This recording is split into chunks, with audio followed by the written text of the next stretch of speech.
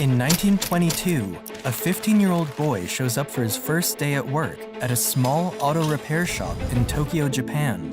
The owner, who questioned if the boy was even meant for this type of business, assigned him to clean the workshop and look after his child instead.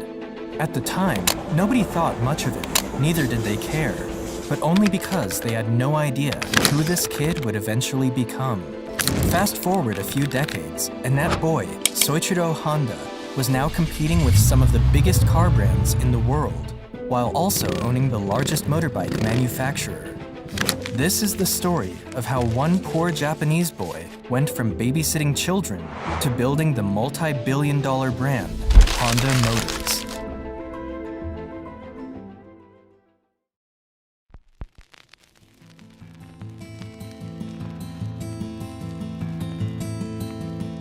The story begins in 1906 in a small, poverty-ridden village called Tenryu, Shizuoka, at the foot of Mount Fuji.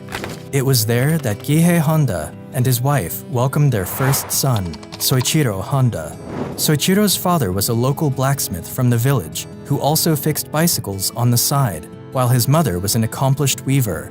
Raised in difficult economic situations, Soichiro lost 5 of his siblings growing up due to health issues.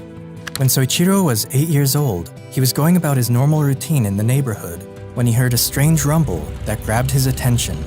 He followed the sound until he came across a big piece of strange machinery rolling along on 4 wheels. This machine was a Ford Model T, and Soichiro was left captivated by what he had just witnessed. It was the first car I saw. What a thrill! I could not understand how it could move under its own power.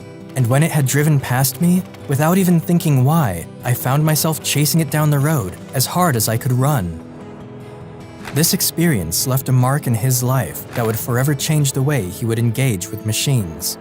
He learned how to wet the blades of the farm machinery and repair bicycles. He was fascinated by all kinds of engines and motors. But Soichiro hated the idea of going to school, and instead of pursuing a proper education, he spent the majority of his childhood helping his father with his bicycle repair business. His lack of interest in school affected his grades so terribly that he used some rubber that he found to forge his family's stamp on his grade reports. That way, his father wouldn't need to sign the paper and see his grades. Eventually, he got caught, and his father punished him by making him kneel on his knees for an entire day without lunch. In 1922, Soichiro came across a magazine ad for a Tokyo-based automobile servicing company called Art Shokai. He reasoned that, since the company was one of the most popular motorcar services in the city, they might be in need of new workers. So, he wrote a letter to Art Shokai, inquiring about a job, and luckily enough, he received a positive reply. So, at the age of 15, Soichiro dropped out of school, left home, and headed for Tokyo in pursuit of his dreams.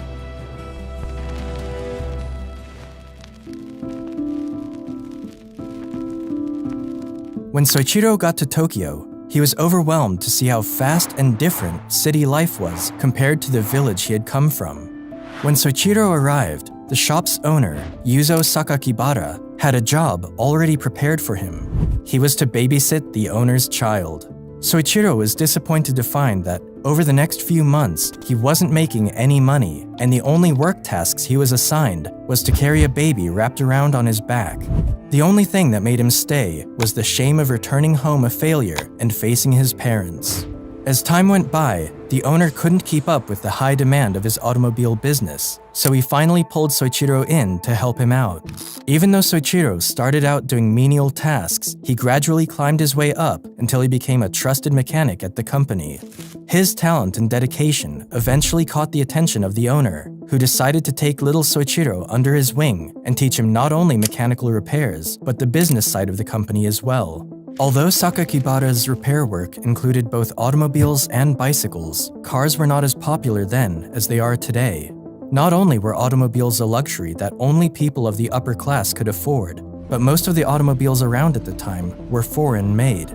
Through his work, Soichiro quickly became familiar with a wide range of automobiles, including Lincolns, Mercedes, Daimlers, and even various motorcycles that were brought into the workshop.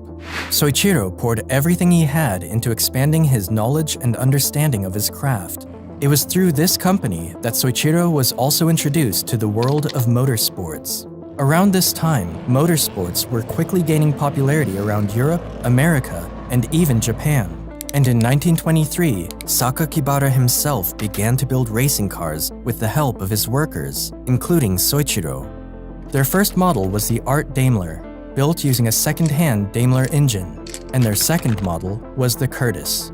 The Curtiss was made using another second-hand engine from an American Curtiss biplane, placed on the chassis of another American car, the Mitchell.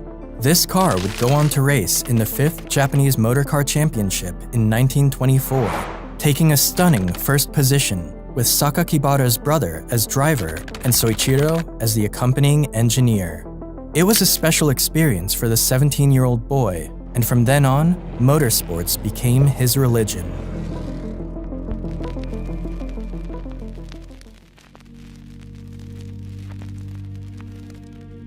In 1926, Soichiro was drafted for military service, but didn't pass the medical exams as they revealed that he was colorblind.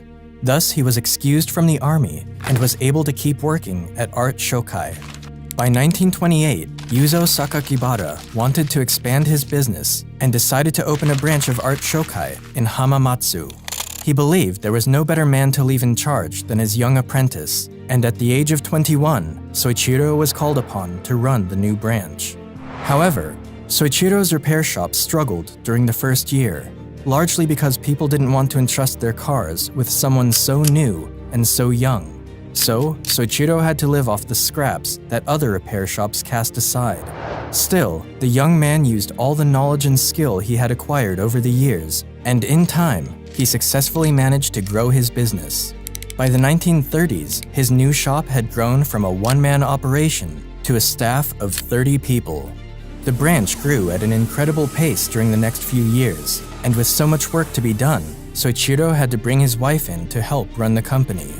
Even though Soichiro was known as a brilliant mechanic, he was also a prodigious racing driver, and this was another skill that helped him stand out from his peers. Inside his shop, Soichiro had built the Hamamatsu race car, in which he managed to set a new speed record by driving it up to 120 kilometers per hour, a record that stood for 20 years in Japan. However, racing at the time was far more dangerous than it is today, and in June 1936, Honda was involved in a serious crash while racing the Hamamatsu in the suburbs of Tokyo and almost died. Soichiro's left arm was fractured, his shoulder was dislocated, and his face was damaged. Despite spending a couple of months at the hospital nursing his injuries, Soichiro returned to the racetrack only 4 months later. His family, however, was unhappy with his return to racing, and after several arguments with his wife and father, Soichiro never raced again. By 1936, Honda became tired and weary of his repair work. He wanted to do more and was planning to move on to manufacturing car parts. He proposed turning the Art Shokai Hamamatsu branch into a separate company for this purpose, but the shareholders of the company disagreed with him. The investors saw that the current orders and workload from the repair shop were bringing in enough profit, and they didn't want to take a gamble on a venture they believed was unnecessary. So, Soichiro decided to open his own company to manufacture piston rings, and founded the Tokai Seiki Heavy Industry, and made one of his close friends, Shichiro Kato, the president of his company.